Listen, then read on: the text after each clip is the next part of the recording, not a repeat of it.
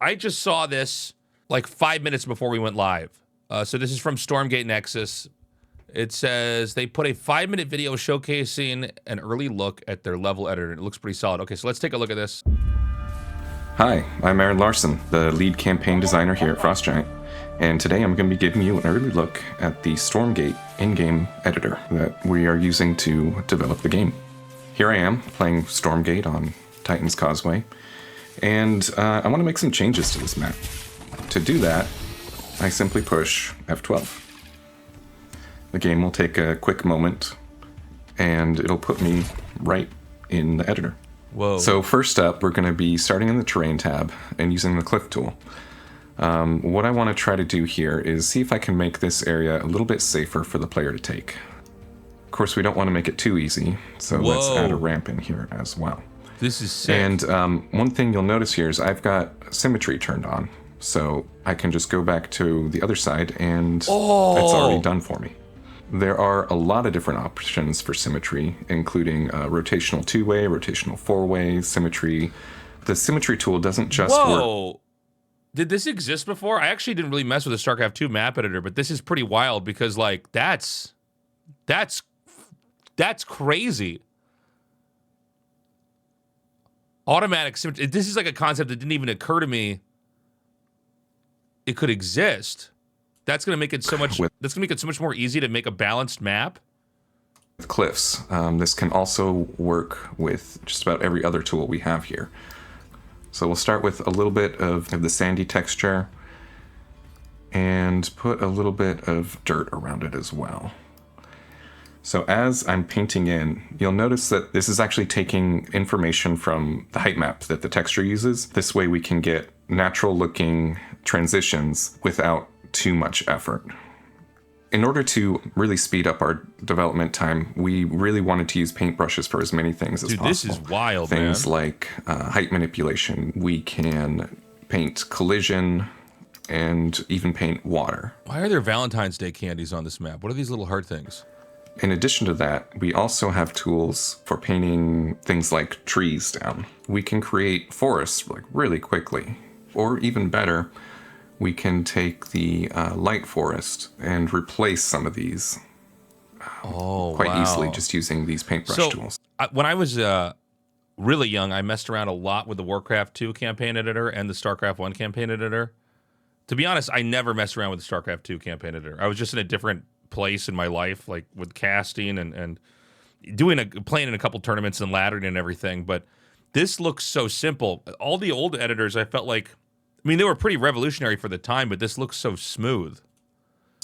And when it comes to decorating, we have a whole number of options for decorating maps. And one of the things that we did to help us find things quickly is create tags. So I can type in forest, and that will give me not just things that are named forest, but things that go in our forest tile set. So we can add all number of things that belong in the forest tile set. Oh, and butterflies for the flowers. That'll be nice.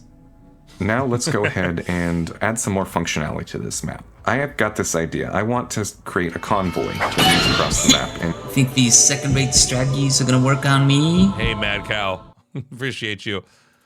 give the players a chance to intercept that convoy for a chance at winning some extra resources. In order to get this convoy working, we're going to use triggers. We use triggers to build our content. This is very similar to how it worked in Warcraft 3 and StarCraft 2, and we use this in order to speed up the map making process. But it also is a lot safer.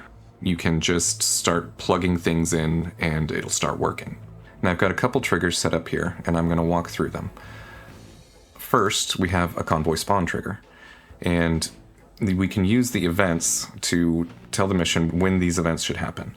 So starting with map initialization, as well as every 120 seconds of mission time, where this whole event is going to fire. And what we're going to do is we're going to create a chicken, we're going to assign it to a variable, and then we're going to tell that chicken to move across the map to the other side. The other thing we're going to do is we have a convoy dies trigger. We can pass that variable that we set up earlier into this event, and when that chicken dies, we can create a reward.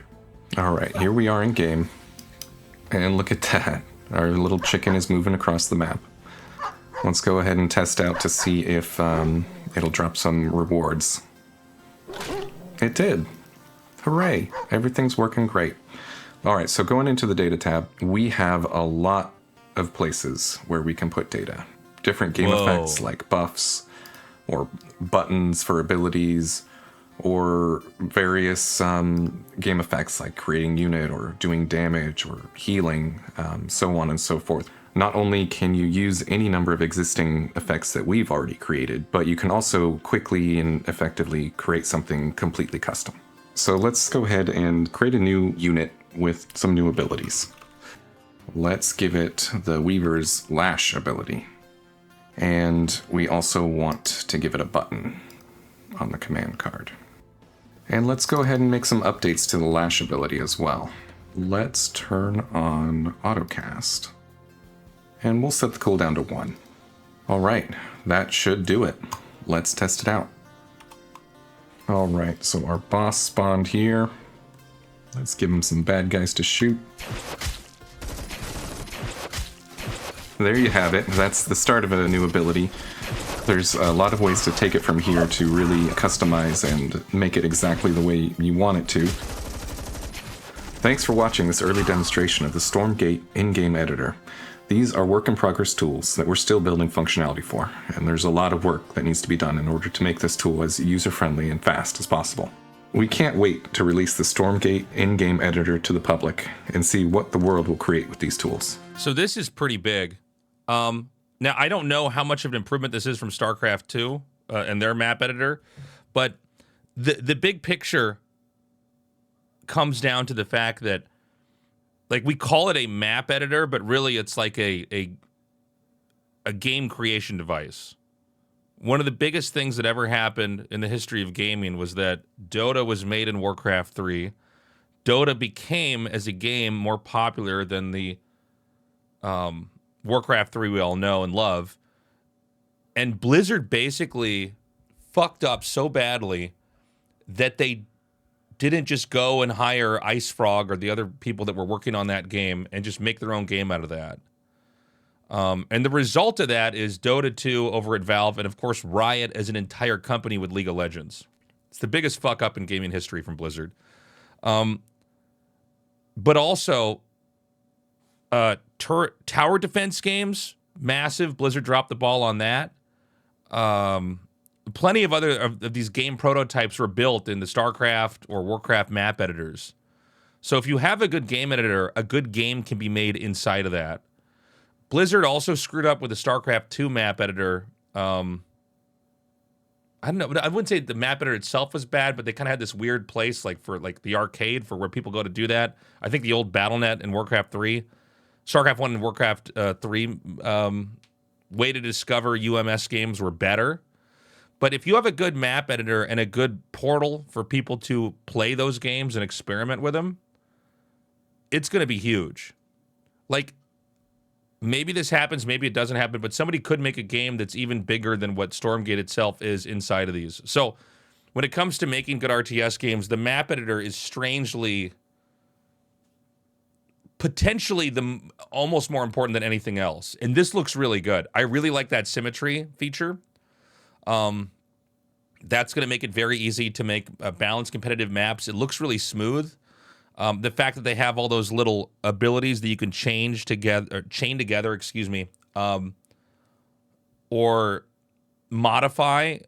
I mean, there's just a ton of different types of game ideas that can come in there. I mean, the fact that MOBAs were spawned, and MOBAs are still basically one of the biggest games there are. I think the only thing that's really bigger as a genre is maybe tactical shooters, but MOBAs are massive. It's undeniable. And that was a kind of abstract idea that was spawned from RTS. We could see that again. So that's really exciting. So, I mean, the map editor looks really good. I literally watched this, like, experience this first time with you guys. I didn't have time before the stream to actually check this out. So, like, or check it out ahead of time is what I'm trying to say. So this is very cool.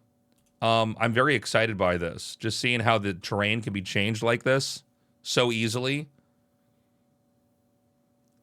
Making a map in StarCraft 1 or 2 can take a lot of time. So making this easy, it allows creative map makers to do a lot. This is really cool stuff. Let me know what you think about this in the comments section.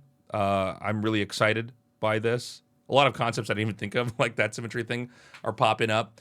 And please like and subscribe. Go to tastelessreds.com. Check out my merch. Thank you for watching. Have a great day, and I will see you in a future video. Bye-bye.